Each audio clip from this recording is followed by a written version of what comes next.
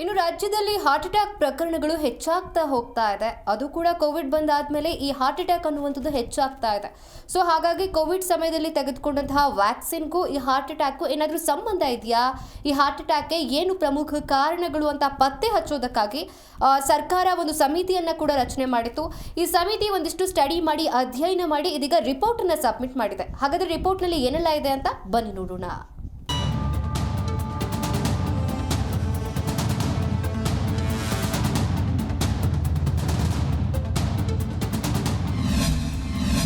ಹೃದಯಾಘಾತಕ್ಕೆ ಬೆಚ್ಚಿಬಿದ್ದ ಕರುನಾಡು. ಸರ್ಕಾರಕ್ಕೆ ತಜ್ಞರ ಸಮಿತಿಯಿಂದ ವರದಿ ಸಲ್ಲಿಕೆ. ದಿನೇ ದಿನೇ ಹೃದಯಾಘಾತ ಪ್ರಕರಣಗಳು ಹೆಚ್ಚಾಗ್ತಾ ಇದೆ. ಕೋವಿಡ್-19 ಲಸಿಕೆಯಿಂದಲೇ ಹೃದಯಾಘಾತ ಸಂಭವಿಸ್ತಾ ಇದೆ ಎಂಬ ಸುದ್ದಿ ಹರಡಿತ್ತು. ಲಸಿಕೆ ತೆಗೆದುಕೊಂಡಿದ್ದಕ್ಕೆ ಹೃದಯಾಘಾತ ಆಗ್ತಾ ಇದೆ ಎನ್ನುವುದಕ್ಕೆ ಯಾವುದೇ ಪುರಾವೆ ಇಲ್ಲ ಅಂತ ಜಯದೇವ ಹೃದ್ರೋಗ ವಿಜ್ಞಾನ ಮತ್ತು ಸಂಶೋಧನಾ ಸಂಸ್ಥೆಯ ಪ್ರಭಾರ ನಿರ್ದೇಶಕ ಡಾಕ್ಟರ್ KS ರವೀಂದ್ರನಾಥ್ ನೇತೃತ್ವದ ತಜ್ಞರ ಸಮಿತಿ ಆರೋಗ್ಯ ಇಲಾಖೆಗೆ ವರದಿಯನ್ನು ಸಲ್ಲಿಕೆ ಮಾಡಿದೆ. ಹೃದಯಾಘಾತದ ಬಗ್ಗೆ ತಜ್ಞರ ವರದಿಯಲ್ಲಿ ಏನಿದೆ?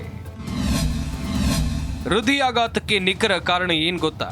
ಹಾಸನ ಸೇರಿದಂತೆ ಹಲವು ಜಿಲ್ಲೆಗಳಲ್ಲಿ, ನಗರಗಳಲ್ಲಿ ದಿನದಿಂದ ದಿನಕ್ಕೆ ಹೃದಯಾಘಾತದಿಂದ ಸಾವನ್ನಪ್ಪುವ ಸಂಖ್ಯೆ ಹೆಚ್ಚುತ್ತಾ ಇದೆ. ಹೃದಯ ಸಂಬಂಧಿ ಕಾಯಿಲೆಗಳ ಹೆಚ್ಚಳಕ್ಕೆ ಜೀವನ ಶೈಲಿಯೇ ಮುಖ್ಯ ಕಾರಣ ಅಂತ ಅಧ್ಯಯನ ದೃಢಪಡಿಸಿದೆ.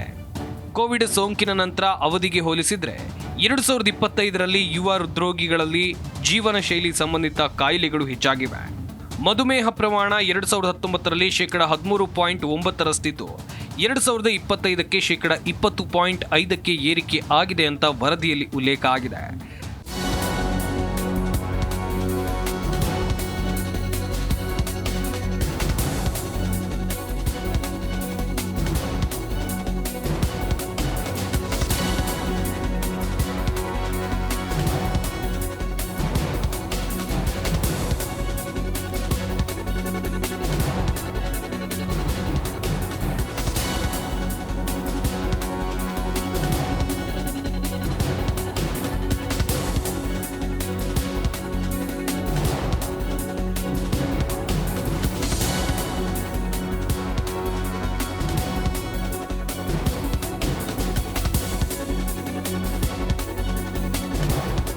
ಅಧ್ಯಯನಕ್ಕೆ ಒಳಪಡಿಸಿದಾಗ ಹಲವರಿಗೆ ಹೃದಯ ಕಾಯಿಲೆ ಹೆಚ್ಚಳಕ್ಕೆ ಮಧುಮೇಹ, ಅಧಿಕ ರಕ್ತದೊತ್ತಡ, ಧೂಮಪಾನ ಮತ್ತು ಕೊಲೆಸ್ಟ್ರಾಲ್ನಂತಹ ಸಾಂಪ್ರದಾಯಿಕ ಮತ್ತು ಗೊತ್ತಿರುವ ಅಪಾಯಕಾರಿ ಅಂಶಗಳೇ ಪ್ರಮುಖ ಕಾರಣ ಆಗಿದೆ. ಹಾಗೆ ಬೆಂಗಳೂರಿನಿಂದ 47%, ತುಮಕೂರಿನಿಂದ 8%, ಮಂಡ್ಯ, ಕೋಲಾರ ಮತ್ತು ರಾಮನಗರ ತಲಾ 5%, ಹಾಸನ 3% ಮತ್ತು ಕರ್ನಾಟಕದ ಇತರ ಜಿಲ್ಲೆಗಳಿಂದ ಒಟ್ಟು 22% ರೋಗಿಗಳನ್ನು ಅಧ್ಯಯನಕ್ಕೆ ಒಳಪಡಿಸಲಾಗಿದೆ.